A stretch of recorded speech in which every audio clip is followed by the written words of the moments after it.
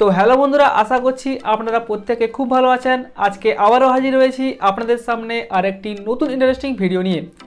তো Samsung Galaxy F41 এই ফোনটির পর স্যামসাংয়ের এফ সিরিজের আরও একটি নতুন ফোন লঞ্চ করতে চলেছে, যার নাম হলো স্যামসাং গ্যালাক্সি F62। তো এই ফোনটির ব্যাপারে অনেকদিন ধরেই অনেক খবর আসছে। তো অবশেষে এই ফোনটি টিজার পেজ ফ্লিপকার্টে চলে এসেছে এবং সেখান থেকে আমরা জানতে পারছি এই ফোনটি আগামী 15 ফেব্রুয়ারি ইন্ডিয়ার বাজারে লঞ্চ করতে চলেছে।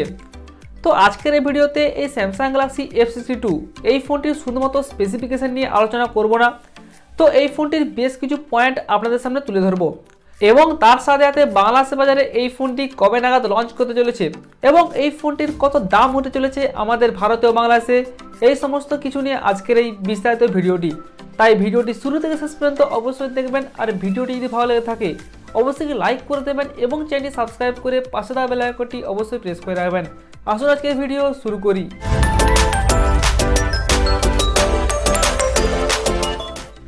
তো প্রথমত এই ফোনটির ডিসপ্লে। তো এখানে হুবহু স্যামসাং গ্যালাক্সি M51 এই ফোনটির মতো ডিসপ্লে ব্যবহার করা হয়েছে। এখানে এই ফোনটিতে 6.7 ইঞ্চিসের একটি full HD plus super AMOLED display এখানে ব্যবহার করা হয়েছে এবং এই ডিসপ্লেটি কিন্তু মিডিলে সিঙ্গেল পাঞ্চলের সাথে আসছে এবং এই ডিসপ্লেতে নর্মাল 60 হার্জের রিফ্রেশ রেট দেওয়া হয়েছে। এছাড়াও এর সাথে সাথে এখানে HDR10 এর সাপোর্ট থাকছে এবং ওয়াইড L1 এর সাপোর্ট দেওয়া হয়েছে। আর আপনারা তো সকলে জানেন যে স্যামসাংয়ের অ্যামোলেড ডিসপ্লে খুবই ভালো হয়। তো এক কথায় বলতে হলে এখানে ডিসপ্লে কোয়ালিটি আপনারা দুর্দান্ত পেয়ে যাবেন। তো এরপর আমরা কথা বলবো এই ফোনটির ডিজাইন এবং বিল্ড কোয়ালিটি নিয়ে। তো স্যামসাং তাদের মিড রেঞ্জের প্রতিটা ফোনেই ব্যাক সাইডে প্লাস্টিক ব্যবহার করে থাকে, এমনকি তাদের বেশ কিছু ফ্ল্যাগশিপ লেভেলের ফোনেও তারা কিন্তু ব্যাক সাইডে প্লাস্টিক ব্যবহার করেছে।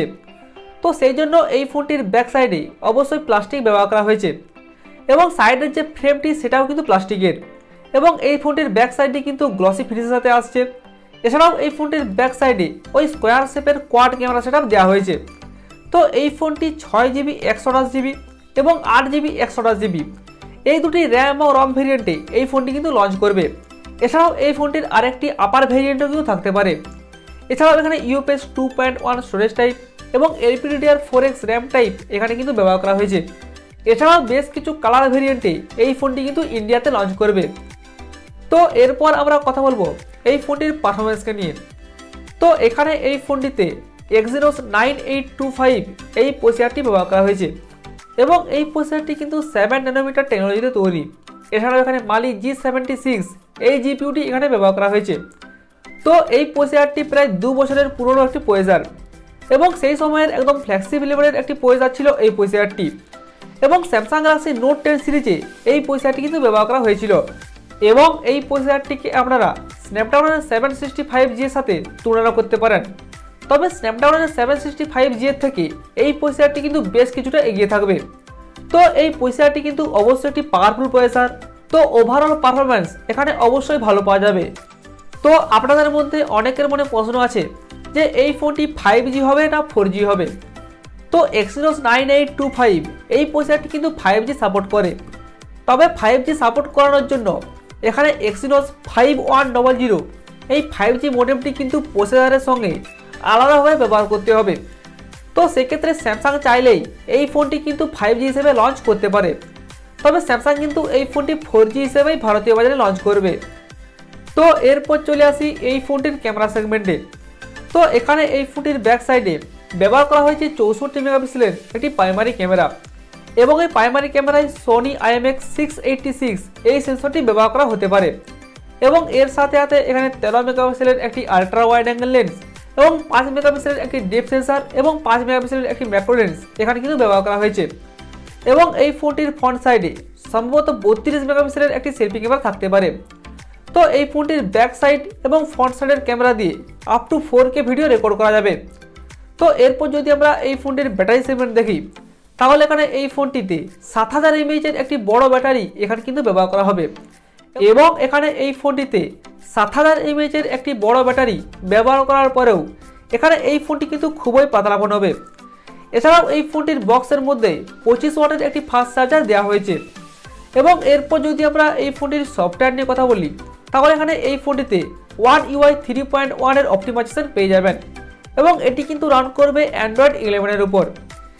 এছাড়াও এই ফোনটিতে সাইড মাউন্টেড ফিঙ্গারপ্রিন্ট সেন্সর ব্যবহার করা হয়েছে এবং এখানে অবশ্যই ফেস আনলকের সুবিধা দেওয়া হবে এবং তার সাথে সাথে এখানে type C port, 3.5mm headphone jack এবং dedicated micro SD card slot এখানে কিন্তু ব্যবহার করা হয়েছে। তো এই ছিল স্যামসাং গ্যালাক্সি F62 এই ফোনটির প্রায় সমস্ত স্পেসিফিকেশন। তো ওভারঅল স্পেসিফিকেশন আমার কাছে কিন্তু এখানে দুর্দান্ত লেগেছে। তো আপনাদের কাছে কেমন লেগেছে অবশ্যই কমেন্ট করে জানিয়ে দেবেন। তো এরপর এই ফোনটি বাংলাদেশের বাজারে কবে নাগাদ লঞ্চ করতে চলেছে? তো স্যামসাংয়ের F সিরিজের ফোনগুলো বাংলাদেশের বাজারে কিন্তু অফিসিয়ালিভাবে লঞ্চ করে না। তো সেই জন্য এই ফোনটি বাংলাদেশের বাজারে অফিসিয়ালিভাবে লঞ্চ নাও করতে পারে, তবে অবশ্যই আনঅফিসিয়ালি এই ফোনটি কিন্তু বাংলাদেশের বাজারে পাওয়া যাবে। তো এরপর এই ফোনটির কত দাম হতে চলেছে? তো আশা করা হচ্ছে এই ফোনটির বেস ভেরিয়েন্ট ভারতীয় বাজারে দাম হতে পারে ওই 25,000 রুপিসের আশেপাশে এবং বাংলাদেশের বাজারে গেলে ওই 30 থেকে 32,000 টাকার প্রাইস পয়েন্টে আনঅফিসিয়ালি পাওয়া যেতে পারে।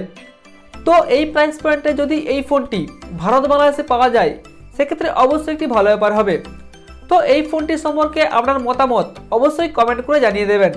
তো এই ছিল আজকের ভিডিওটি যদি ভালো লেগে থাকে অবশ্যই একটি লাইক করে দেবেন এবং চ্যানেলটি সাবস্ক্রাইব করে পাশে থাকা বেল আইকনটি অবশ্যই প্রেস করে রাখবেন। আসুন আজকের মতো এই পর্যন্তই, দেখা হচ্ছে পরের ভিডিওতে।